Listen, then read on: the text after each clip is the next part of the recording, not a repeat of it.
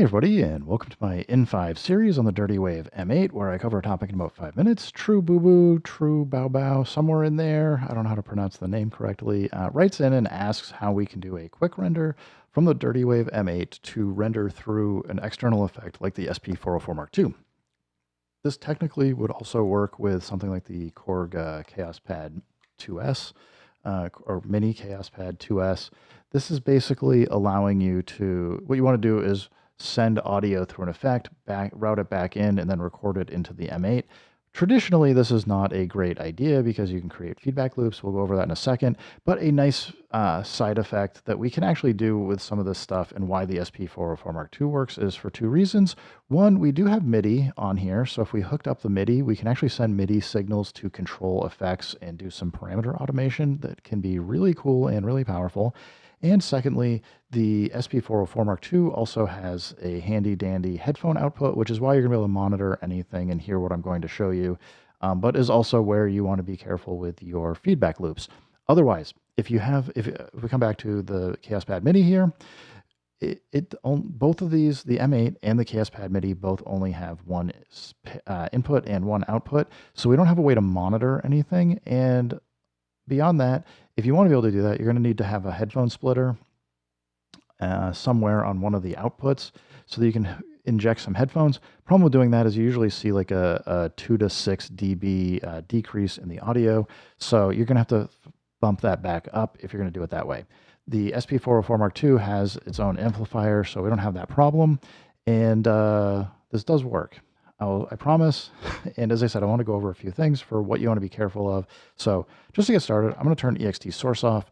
I'm going to hold shift and go down. And I just want to show you on the input here, I've got this set to 0, 0.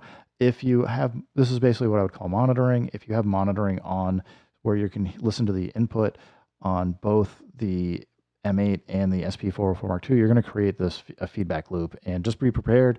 This is where I always tell folks, when you're doing it, or try and remember to tell folks, if you're going to even have a risk of feedback, remember where your volume knob is or what cables to disconnect, because this is pretty easy. You just go counterclockwise on the SP404 Mark II, and you can at least stop the loop from going.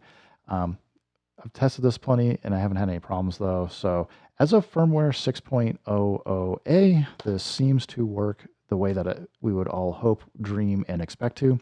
So how's this configured? Well, output from the M8 is going to the input on the SP404 Mark II. Then the output from the SP404 Mark II is going back into the M8.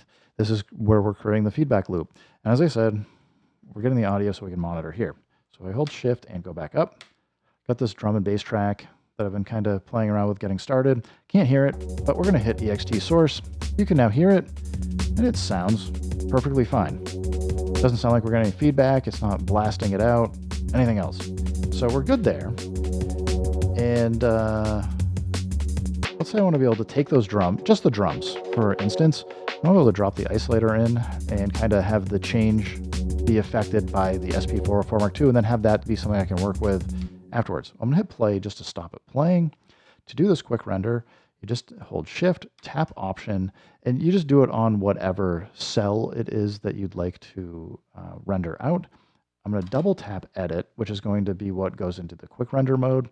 And you can see here we've got three selections. We've got quick render, which is only going to render the M8 information without sending the audio out or anywhere else. And it does it as quickly and efficiently as possible. Real time basically is going to record. It's very similar, but it's going to do it in real time. Sometimes there's just some bugs or issues for like the delay or other things for how they might respond or work. So we've got the real time just in case you need that. But again, these aren't taking any of the external audio by and large. So we need to actually go to this external USB. And when I hit this, it's going to immediately start playing that drum and bass drum track. And it's going to start immediately also start recording for whatever we do here on the SP404 Mark II. So as soon as I hit edit,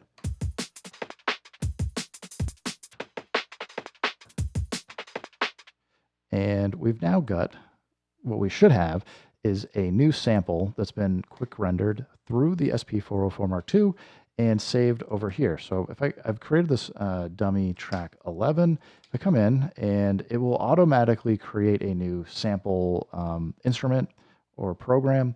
And And we can just tap that in. And if I hold shift and go over, we can see it created this. Basically, it's the name of the project, which happens to be Hypersloth, and 5 just means this is the 5th time I've rendered. I've just been doing some of these things to just play around and make sure it works. So come in and let's say we want to play this now. We can hear the effect coming in and out. And now this is it's a 4-bar loop that I've actually created. So we're only hearing the first bar. If I want to let that note keep playing, I just have to hold edit. We'll just go put in 3 FFs and hit play here. And again, this is just what I played by hand. The really nice thing about using the Dirtywave M8 with the SP404 Mark II is we can actually control through MIDI. If I had it hooked up, we can turn those effects on and off. We can change the effects. We can automate the MIDI CCs for them to have them kind of do filter sweeps or program in all kinds of other fun stuff. So you can get really, really complicated and do some pretty crazy stuff with these 2 devices. And hopefully this helps some folks out. But as I said, beware of audio feedback. It is real and it can damage your ears, upset your neighbors, destroy some equipment.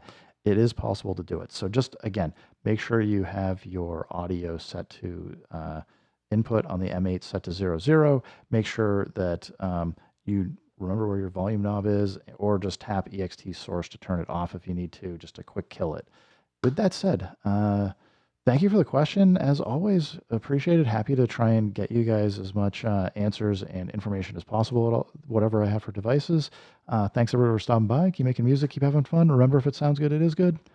And peace.